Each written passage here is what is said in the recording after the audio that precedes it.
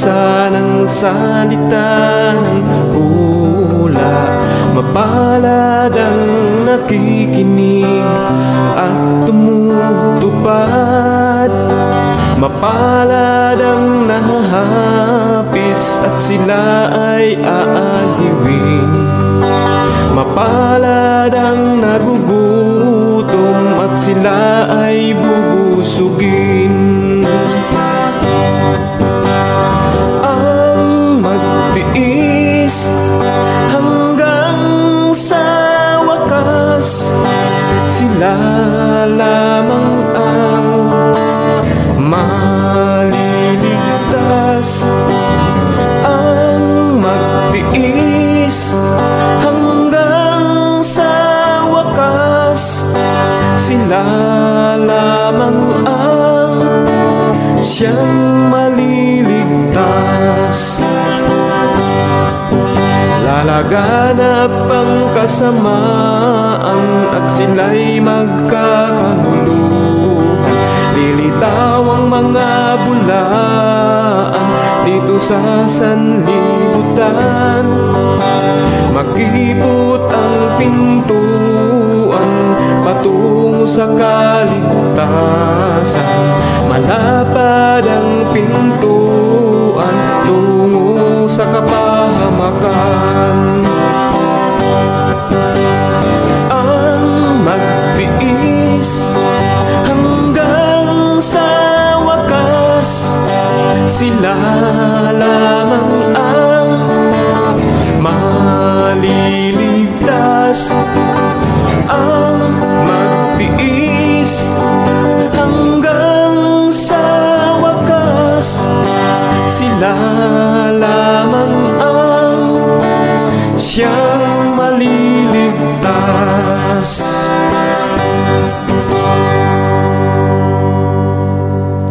Brother Fernan. So, napakaraming tanong ni Brother Patrick. So, ilan kaya ang ating babasahin? Pero, shout out daw po muna kay kapatid na Linsky at kapatid na Fernando, my friends and mentors. Happy New Year po. Happy New Year, Brother Patrick. Ito, marami siyang tanong. 1, 2, 3, 4. So, ano bang gusto mo? Mamili ka na lang. Yung una siguro, ano? Sige. Ang sabi po ni Brother Patrick Gonzales, ano po ba ang true meaning ng born again at pagkakakilanlan nito? At sa dami ng samahang pananampalataya ay sino ba talaga ang tunay at totoong born again Christian? Yan.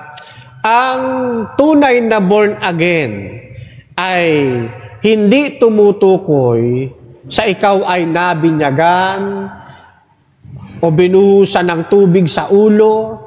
Ito po ay isang experience na nagaganap sa buhay ng isang tao. Pag sinabi pong born again, binago ng atin pong Panginoong Diyos. Ipinanganak mula sa sistema ng ating Ama sa langit. Kaya nga pag binasa ninyo yung 1:3, yung ipinanganak na muli, sa tekstong Grego niyan, ipinanganak mula sa itaas. Na ang ibig sabihin, sa konsepto ng mga Hudyo, ipinanganak mula sa kalooban ng Ama o ipinanganak mula sa sistema ng ating Panginoong Diyos. Yan ang tunay na born again. At yan, hindi isang relihiyon, kundi yan ay isang karanasan o experience na nararanasan ng isang tao na regenerate. Sa pamamagitan ng biyaya ng ating Panginoong Jesucristo. Kaya kung ang iniisip ng ilan pag sinabing born again, yan yung relihiyon. Yan yung relihiyon o mga sekta. Hindi po siya sekta. Yan po ay experience na nangyayari sa isang tao. Na ang tao dating makasalanan, dating namumuhay sa kasalanan, nang tinanggap niya ang ating Panginoong Jesucristo. Ang sabi doon sa 1:1-12, kapatid na Don, 1:1-12. Pagkatapos na ang tao nakilala niya, kinilala niya ang kanyang sarili na isang makasalanan, na nangangailangan ng tagapagligtas, at nakilala niya si Kristo na yan ang magliligtas sa kanya, at tinanggap niya ito sumampalataya, ganito ang mangyayari. Datapwat ang lahat ng sa kaniya'y nagsitanggap ay pinagkalooban niya sila ng karapatang maging mga anak ng Diyos. Sa makatuwid bagay, ang mga nagsisisampalataya sa kaniyang pangalan. Iyon, ano po ang wika? Kapag tayo anya'y sumampalataya, ang gagawin ng Diyos, bibigyan niya tayo ng karapatang maging kanyang anak. At siya naman, matawag nating Ama. Yan ang born again, mga kapatid. Nababago ang kanyang sitwasyon. Nawawala na yung dati niyang pagkakakilanlan. Kaya ang wika sa atin, buhat sa 2 Korinto, Kapitulo 5, talatay 17. Tama ba yun? Tignan natin, ha? 5:17. Sige, pakilapag natin. 2 Korinto. Nandiyan na ba? 5:17 ba? Wala? Yan.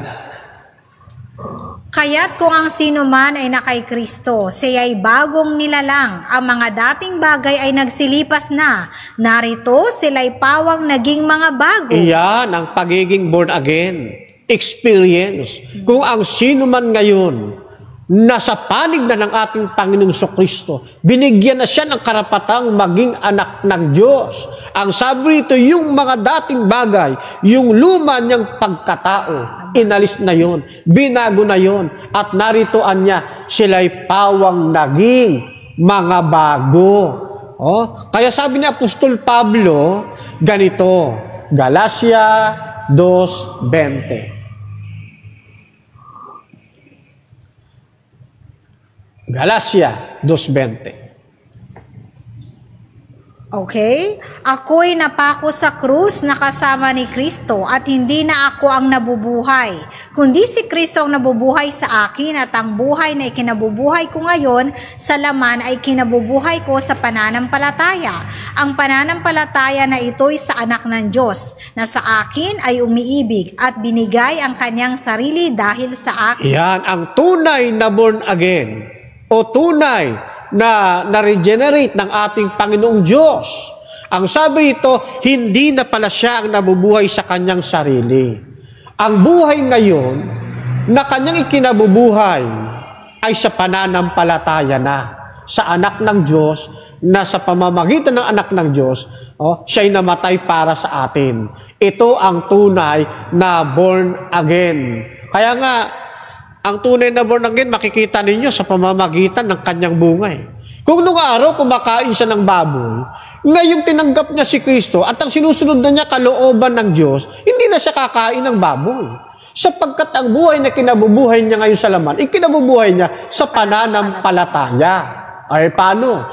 Kung yung taong ito, nagsasabing born again. Kumakain pa rin ng kumakain pa rin ng baboy, ng makarumal-dumal. Anong sabi ng Biblia? Tunay bang born again ito? Basa. Sige, kapatid na 16, 16, 18. Sapagkat ang mga gayon ay hindi nagsisipaglingkod sa Kristong Panginoon, kundi sa kanilang sariling tiyan at sa pamamagitan ng kanilang mabuting pananalita at maiinam na mga talumpati ay dinadaya ang mga puso ng mga walang malay. Yan. Kaya kung mayroong Christian, mayroon namang Tiyan. Yan. Kapag ang tao ayaw paawat sa pagkain ng karumal-dumal, sino daw po ang kanyang dinidiyos? Yung kanyang tiyan. Ano ibig sabihin nun? Hindi siya nabubuhay sa pananampalataya. Dapat, ang buhay na kinabubuhay natin ngayon, ikinabubuhay natin sa pananampalataya sa anak ng Diyos. Kung ang sinusunod ninyo, ang inyong tiyan, hindi kayo tunay na born again. Ang mahirap niyan, mga kapatid, baka pag hindi kayo nagbago, burn again.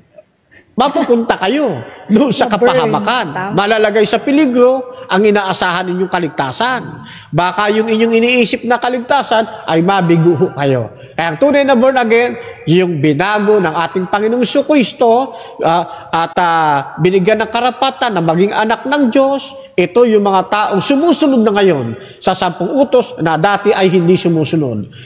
Hindi na ngayon kumakain ng karumal-dumal na dati ay kumakain ng karumal-dumal. Yung dating lasenggo, ngayon hindi na.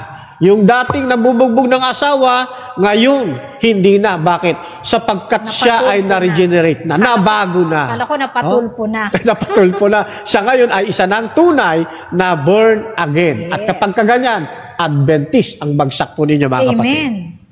Okay, so wala na po tayong enough time, so magbabasa po.